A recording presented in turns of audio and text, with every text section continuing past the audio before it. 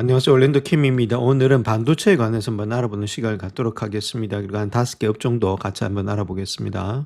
자, 먼저 삭스를 구성하고 있는 요소들을 한번 보겠습니다. 어떤 종목들이 일단 탑10에 들어가 있는지 그거부터 한번 보시게 되면 세마이컨덕터 있죠. 반도체가 한 71.52% 되고 있고, 그 다음 반도체 장비 이런 것들이 한 22.48%로 차지하고 있다. 그래서 가장 많이 하고 있는 것이 브로드컴이 한 7.87%, 그 다음 엔비디아가 7.6%, AMD가 7.05%, 퀄컴이 5.48%, 마이크론 테크놀로지가 4.98%, 인텔이 4.88% 이렇게 되고 있죠. 텍사스 인스트루먼트 4.8, 마벨 테크놀로지 4.74, 램 리서치 4.74, 그다음 어프라이 머티리얼스 4.52. 요 종목들에 대해서 한번 알아보겠고, 자, 어떤 식으로 아직까지 일단 지금 갈 수 있는지, 아닌 그러면 조금은 멈칫거릴지, 거기에 대해서 한번 살펴보는 시간 갖도록 하겠습니다. 자, 먼저 이 자료를 하나 보시게 되면 석 달 동안입니다. 석 달 동안의 퍼포먼스를 보시게 되면 엔비디아가 2.15% 하락을 했고, 그 다음에 브로드컴이 3.77% 하락했다.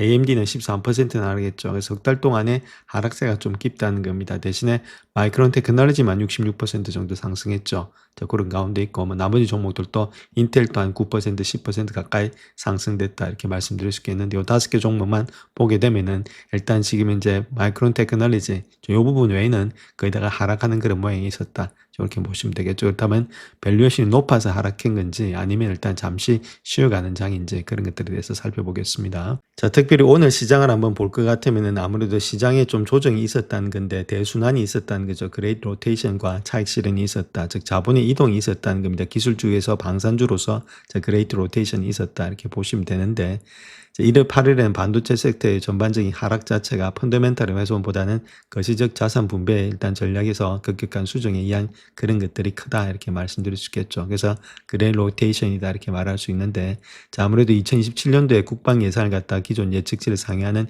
1조 5천억 달러 규모로 제안했다는 소식 자체가 시장의 판도를 흔들었다 이렇게 보시면 됩니다. 물론 이런 것들도 예산이기 때문에 상하원 다 통과를 해야 되는데 쉽지는 않죠. 자, 그럼에도 불구하고 로키드 말틴, 그 다음 노스그루먼 이런 것들의 방산주들이 주가가 8% 이상 급등되는 기폭제가 되었다. 이렇게 말씀을 드릴 수 있겠죠.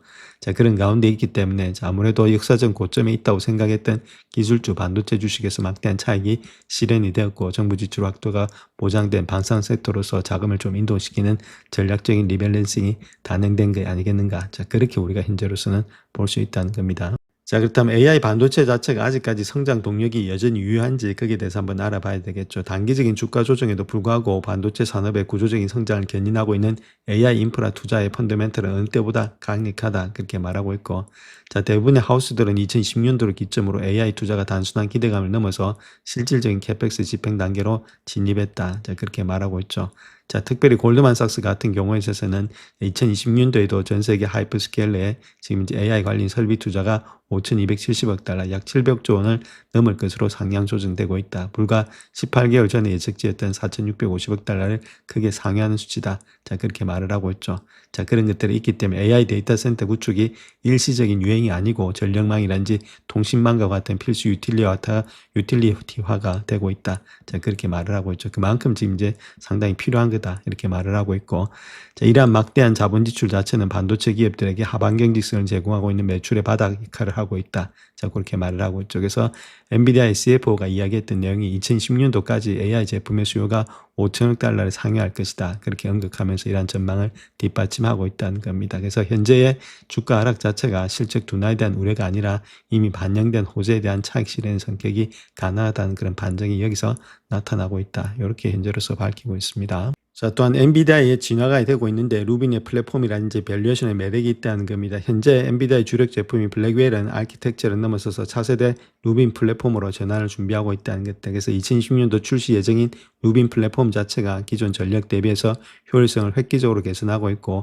에이전트 AI 워크로드로 지금 현재 처리할 수 있는 컴퓨터 밀도를 갖다 제공함으로 인해서 시장 지배력을 강화할 것으로 예상이 되고 있다. 그래서 계속해서 이렇게 지금 이제 성능이 발전되고 있다. 자, 그 이야기를 하고 있죠. 그래서 현재 주의할 점은 밸류에이션이다. 2010년도 기준으로 했을 때 P 레이쇼가 한 46배 수준이 되고 있는데 과거에 60배를 상회하던 시점에서는 상당히 압축이 되고 있다. 이렇게 말을 하고 있고, 그래서 2020년도 EPS 성장률이 60%를 상회할 것으로 예상되고 있기 때문에 2017년도까지 자 그렇게 했을 때는 아무래도 PEG를 봤을 때는 0.9에서 1 수준으로서 여전히 매력적인 구간에 위치해 있다는 겁니다. 그런 가운데 있기 때문에 조정시마다 매수 관점에서 접근할 수 있는 강력한 근거가 되고 있다. 자 그렇게 말을 하고 있죠. 그래서 가장 중요한 것 자체라 성장률이 늘어나고 있다는 거죠. 60% 이상으로. 자 그런가 성장률이 없다면은 우리가 좀 조심을 해야 되는데 아직까지는 성장이 계속해서 되고 있기 때문에 빠질 때마다는 좀 매수 관점에서 들어가자 그렇게 밝히고 있습니다. 자 그래서 현재 또 봐야 될 것이 메모리 반도체 대전환이 일어나고 있다는 겁니다. HBM4의 전쟁이라든지 공급 부족이 심화되고 있다는 거겠죠. 자 그로 인해서 AI 가속기에 탑재되는 고대영포 메모리, 그다음에 이거 말해서 HBM의 기술 전환에 의해서 주도되는 그런 슈퍼 사이클에 진입된 것이 현재 메모리 반도체의 대전환이 되고 있다. 자 특별히 HBM3E에서 HBM4로 기술적으로 퀀텀이 점프가 되고 있다는 겁니다. 자 그런 가운데이기 때문에 아무래도 HBM4로의 전환이 되는 시작이 되는 원년이 될 것으로 보여지고 있고, 특별히 기존의 HBM4는 1024비트였던 인터스페이스의 대역폭을 갖다가 2048비트로 2배 확장한다는 것들. 그래서 메모리 다이의 베이스를 갖다 로직 공정으로 제조하는 로직인 메모리의 개념이 도입되는 혁신적인 기술이 되고 있다. 자, 그렇게 말을 하고 있죠. 이러한 기술적인 난이도의 상승으로 인해서 또 공급 부족이 심화되고 있다는 겁니다. 가격이 급등하고 있다는 거겠죠. HBM3의 가격 자체가 공급 부족으로 인해서 2010년 초에 이미 20%가 상승됐다는 것들. 자, 그러니까 당연히 이렇게 가격이 급등하니까 아무래도 마진 이런 것들이 급등할 수밖에 없겠죠. 그 다음에 완판이 되고 있다는 것들, 마이크론, SK 하이닉스 이런 것들이 2020년도 HBM의 생산 물량 전체에 대해서 이미 고객사와 공급 계약을 완전히 완료했다는 것들. 또한 시장 지배로 본다 하더라도 아무래도 SK 하이닉스가 2010년도까지 HBM 시장의 50% 이상을 유지하고 있기 때문에 엔비디아의 루빈 플랫폼에 탑재될 HBM4의 주도권을 질 것으로 전망이 되고 있다. 그렇게 해서 계속해서 상승이 되고 있죠.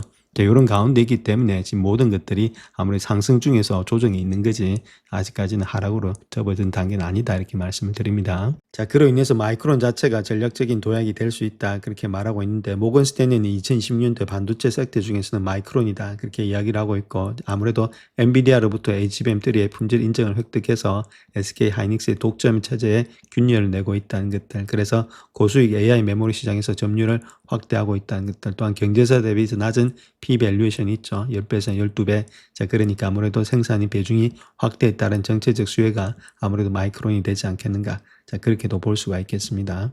자, 그 다음 또 봐야 될 것이 TSMC다 이렇게 보시면 되겠고, 대체 불가능한 AI 톨게이트다 이렇게 보시면 되겠죠. TSMC 같은 AI 혁명의 가장 확실한 수혜주가 되고 있고, 글로벌 기술 생태계의 톨게이트다 여기를 반드시 지나가야 된다는 거겠죠. 그래서 이러한 지위를 공고히 하고 있다. 그래서 어떤 빅테크 기업이 AI 패권을 잡든 그들이 설계한 칩을 물리적으로 구현할 수 있는 것은 사실상 TSMC 뿐이기 때문이다. 그렇게 말을 하고 있죠. 그래서 독점적 지위라든지 성장 전망을 봤을 때는 TSMC는 3나노라든지 2나노 초미세 공정에서 경쟁사들을 압도하고 있다는 것들.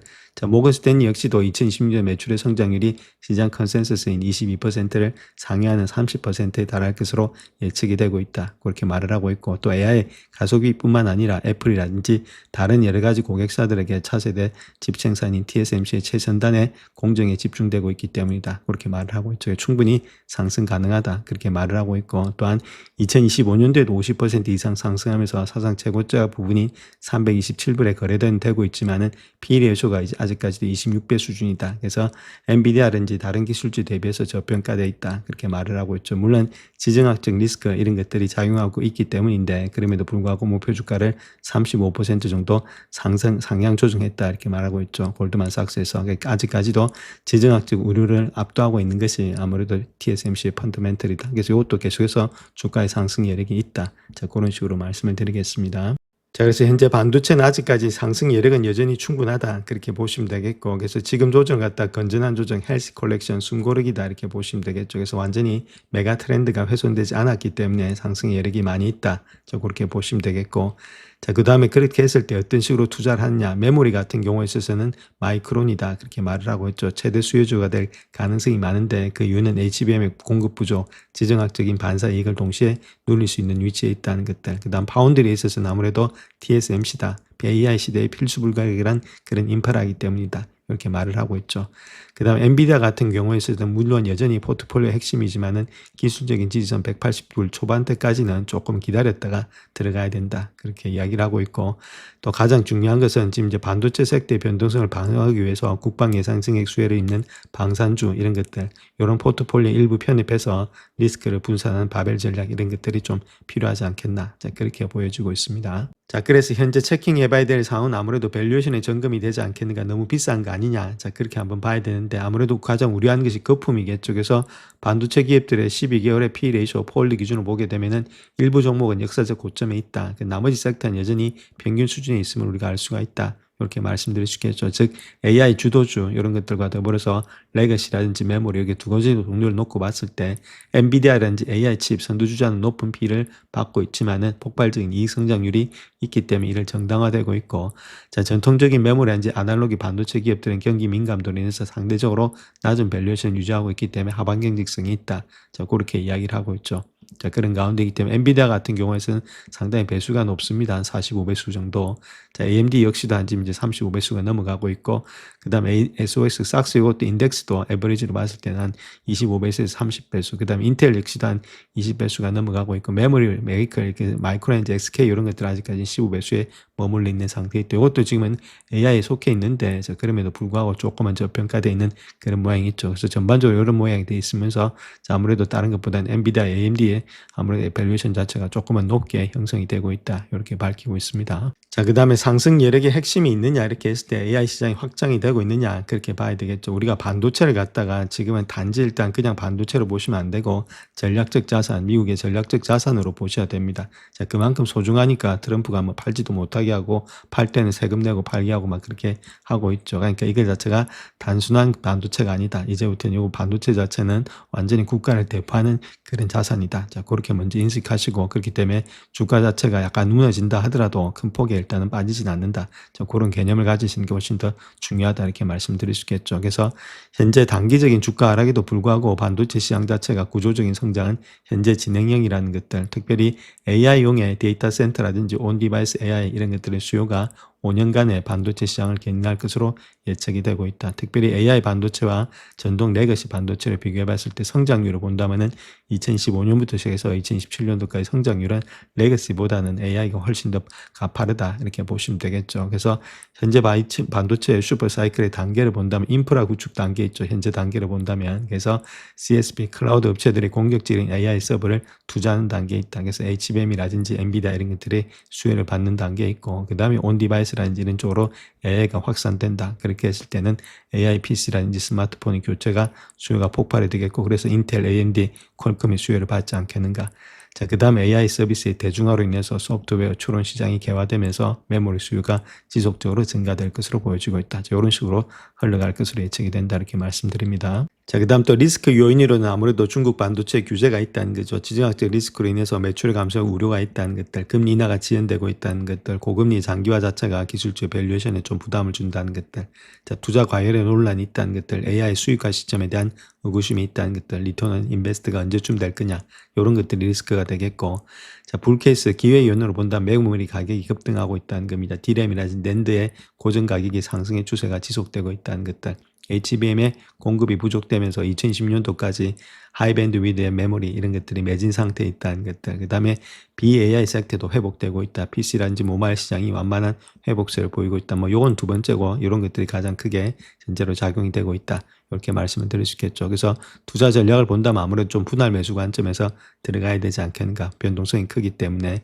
하락시마다 조금씩 일단 담아가는 그런 지금 이제 매매 전략이 필요하겠고, 특별히 1등주를 갖다가 집중 공략해야 된다 이렇게 말씀드릴 수 있겠죠. 불안정한 시장에서는 현금 흐름이 확실하고 기술적 회자가 있는 AI 선두 기업에 집중을 해야 된다.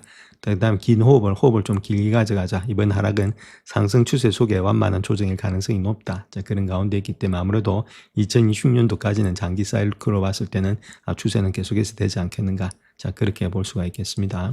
자, 그래서 엔비디아부터 한번 보겠습니다. 엔비디아가 EPS가 2017년도 걸 봐야 되겠죠. 적정 주가를 구하려면 7.57이죠. 근데 저번에도 한번 말씀을 드렸지만은 성장률이 있죠. 성장률이 꺾이는 시점이 2028년도가 꺾인다는 겁니다. 27%로서 61% 있다가 27%로 꺾이는 시점이 28년 정도 되고 있다는 겁니다. 그럼 주가가 아무래도 27년도 후반이라든지 중반 가면 좀 꺾일 수가 있다는 거겠죠. 아직까지는 달릴 수가 있다는 겁니다. 그래서 아무래도 제가 보는 관점에서는 2027년도가 조금 주가에 아무래도 조정폭이 좀 심하게 꺾이지 않겠는가. 자, 그렇게 보여지고 있고 그런 가운데이기 때문에 아직까지 주가는 2010년도는 좀 달릴 수가 있다. 자, 그렇게 보시면 되겠죠. 자, 그래 어쨌든 간에 요 7.57 요걸 가지고 일단 밸류에이션을 구해보자. 이렇게 말씀을 드릴 수 있겠고. 자, 그렇다면 우리가 밸류에이션을 한번 봐야 되겠죠. 자, 밸류에이션을 봤을 때는 P 레이쇼를 한번 봐야 되는데, 자, 그걸 봤을 땐 지금 40배수 정도 되고 있습니다. 근데 섹터 평균은 25배수고, 지금 이제 5년치 평균은 45배수 정도 되고 있죠. 자, 그런데 가운데 있고, 그 다음에 또 패그 배수를 본다면 패그 배수는 1.08입니다. 아까 말씀을 드렸듯이. 그래서 섹터 평균보다는 지금 이제 상당히 좀 적게 되고 있죠. 그러니까 이거 자체는 아무래도 성장률이 좋다는 이야기죠. 자, 그런 가운데 있지만 36%가 저평가되어 있다. 그러니까 지금 이제 섹터에서 본다면 57%가 아무래도 좀 고평가되어 있으니까 적어도 한 30배수는 우리가 줄 수 있지 않겠는가. 자, 그렇게 볼 수가 있겠죠. 자, 그런 가운데 있기 때문에 30배수를 줬을 때 저 그때가 어떻게 되냐. 그럼 7.57에다가 30배수를 곱해주면 되겠죠. 그래서 7.57에다가 30배수를 곱해주게 되면은 한 요 가격대는 아무래도 나오지 않겠는가. 그래서 220불 때, 225불 때, 요거야 적정 주가로 보여지고 있는 것이 현재 아무래도 목표 주가다. 저렇게 보시면 되겠습니다. 자, 그렇다면 우리가 하나 봐야 될 것이 221불 정도는 또 되고 있고, 자, 요거 말씀을 드렸고, 자, 그렇다면 요거 더해서 여기다가 우리가 아까 보셨던 섹터 평균을 갖고 우리가 또 배수를 한번 구해봐야 되겠죠. 그래서 섹터 평균을 본다면은 25.6배수입니다. 그러니까 25.6배수에다가 우리가 한번 곱해줘야 되겠죠. 그래서 요걸 곱해주게 되면은 25.6배수, 자, 거기다 곱해보겠습니다. 그래서 25.6배수에다가 곱하기 해서 지금 이제 7.57배수, 7.57달러죠. 자, 그런 가운데이기 때문에 이렇게 했을 때는 193불 정도 나온다는 겁니다. 194불. 그러니까 요 라인대에서 우리가 아무래도 구할 수가 있다. 194불에서 221불 정도가 아무래도 적정 주가가 좀 되지 않겠는가. 자, 그렇게 볼 수가 있겠죠. 자, 요걸 갖다가 차트에다가 한번 대입을 해 보겠습니다. 자, 194불에서 221불이니까 요 라인대죠. 194불이면 요 정도 되고 있습니다. 그러니까 194불 올라갈 때마다 조금씩 저항을 받고 있다. 이렇게 보시면 되겠고. 자, 그렇다면 지금 이제 221불이니까 요 라인 때 되겠죠. 이 정도 되고 있습니다. 그러니까 직전 고점을 돌파해서 충분히 갈 수가 있다는 겁니다. 그런 가운데이기 때문에 지금 이제 이 밑에 가격이 있을 때, 자, 밑에 가격이라는 것은 뭐 직전 저점이라든지 이렇게 내려갈 때 있죠. 180불 때 밑으로 내려간다든지 170불 있을 때, 자, 그럴 때는 우리가 잡으셔서 조금씩 잡아 놓으시면 아무래도 주가의 상승 여력은 있지 않겠는가. 자, 그렇게 볼 수가 있겠죠. 그래서 가기는 가는데 시간은 좀 걸릴 것으로 보여지고 있다. 이렇게 말씀을 드립니다. 자, 다음 브로드컴 한번 보겠습니다. 브로드컴의 EPS 2027년도 걸 가지고 우리가 적정 주가 한번 구해봐야 되겠죠. 14.04입니다. 여기가 38%고 그 다음에 2018년도가 24%니까 여기도 2028년도에 되면 좀 꺾이는 거겠죠. 아직까지는 달릴 수가 있다는 겁니다. 그래서 14.04죠. 자, 거기다가 우리가 한번 해봐야 될 것이 밸류에이션이겠죠. 그래서 밸류에이션 한번 볼 것 같으면은 14.04니까 자, 거기다가 밸류에이션 EPS를 봤을 때 난객 기준으로 봤을 때 25배수 정도 되고 있죠. 섹터 평균은. 근데 지금이 34배수니까 조금 일단 고평가되어 있다 해서 5년치도 25배수니까 아무래도 이것이 적정한 그런 밸류에이션이 될 것으로 보여지고 있고, 자, 그럼에도 불구하고 패그 배수 이런 것들은 1.04입니다. 1.7보다도 높죠. 항상 일단 지금 이제 성장률이 높다는 게 좋다는 이야기입니다. 성장률이 좋으니까 아무래도 밸류에이션을 또 높게 받을 수 있겠죠. 자, 그럼에도 불구하고 보수적으로 잡았을 때 25.6배수 정도는 받을 수 있다는 겁니다. 자, 일단 우리가 한번 계산해 봐야 되겠죠. 25.6배수니까. 자, 그래서 25.6배수를 주고, 자, 거기다가 지금 모시서 14.04 정도 되고 있죠. 그럼 곱하기 14.04 해주면 되겠죠. 자, 그렇게 했을 때 모습 속에 본다면 359불, 360불 정도는 받을 수 있다는 겁니다.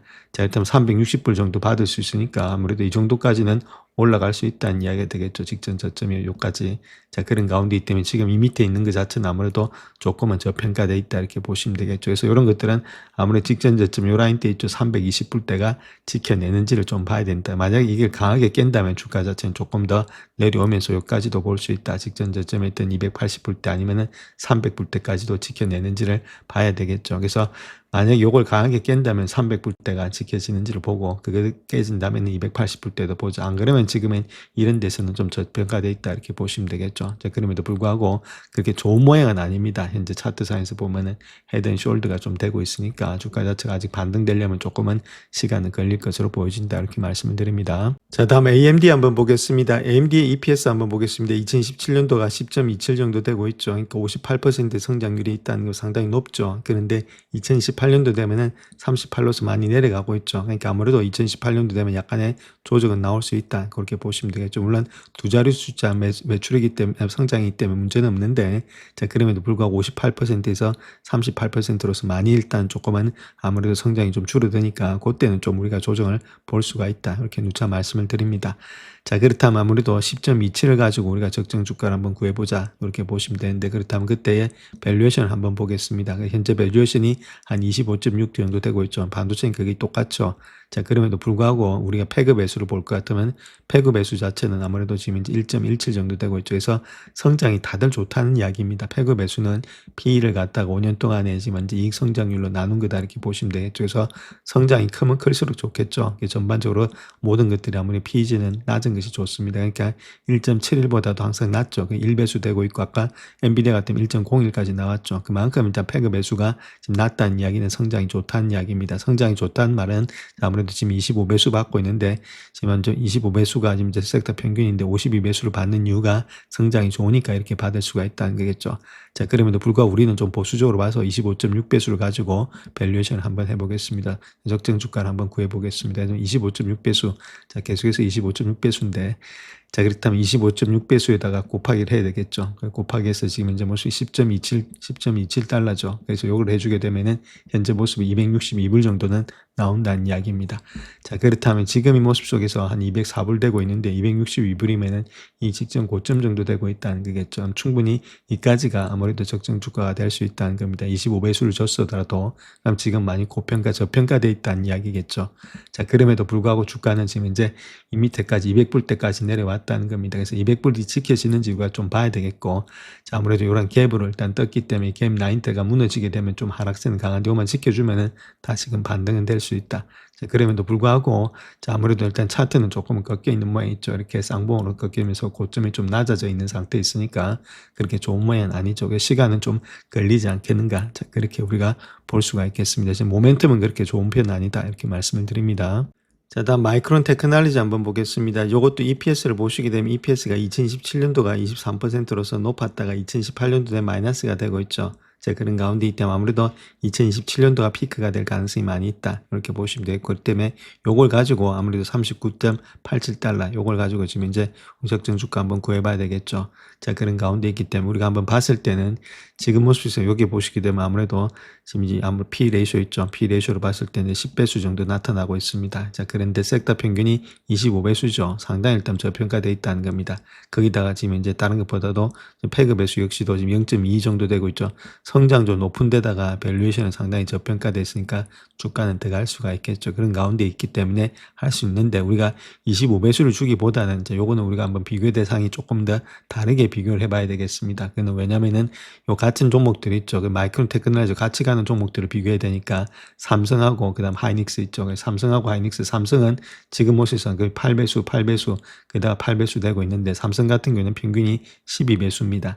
자, 그다음에 일단은 하이닉스 같은 경우는 6배수 정도 1년치 평균이 자, 그다음에 여기 보시게 되면은 아무래도 지금 마이크론은 11.39배수 정도 되고 있죠. 그러니까 한 12배수 정도는 우리가 줄 수 있다 이렇게 보시면 되겠죠. 그래서 평균치 한 12배수를 놓고 우리가 구할 수가 있겠다 이렇게 보시면 되겠죠. 그래서 우리가 12배수 주는 것이 정확하지 25배수까지는 주기는 힘들다는 겁니다. 여기 보시게 되면 25배수를 갖다 주기는 좀 힘들겠죠. 섹터 평균을 갖다가 25배수 주진 못하겠고 한 12배수 정도 주는 것이 적당하다. 자, 그렇게 했을 때 12배수를 전됐을 때는 39.87 정도 되고 있죠. 자, 거기다가 이제 12배수 정도를 준다 했을 때는 적정 주가를 보게 되면 적어도 한 478불까지는 갈 수가 있다는 겁니다. 주가 자체가. 자, 그런 가운데 있다면 조금 더 상승의 여력이 많이 있다는 거겠죠. 지금 327불이니까 아직도 갈 길이 좀 많이 남았다. 뭐 10배수를 준다 하더라도 충분히 400불대까지는 또 갈 수 있지 않겠는가. 그렇게 볼 수가 있겠죠.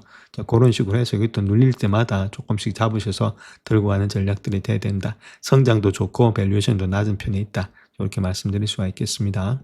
자, 마지막으로 인텔 한번 보겠습니다. 인텔 역시도 EPS를 보시게 되면 2017년도가 한 80%까지 늘어나고 있고 2018년도도 83%, 2019년도 되면 한 40%로 좀 줄어드니까 아무래도 2018년도까지, 2017년도까지는 달릴 수 있다 이렇게 보시면 되겠고, 요거는 성장이 빠르기 때문에 2017년도 걸 가져오겠고 2018년도까지 한번 같이 해서 이 두 개를 놓고 한번 보겠습니다.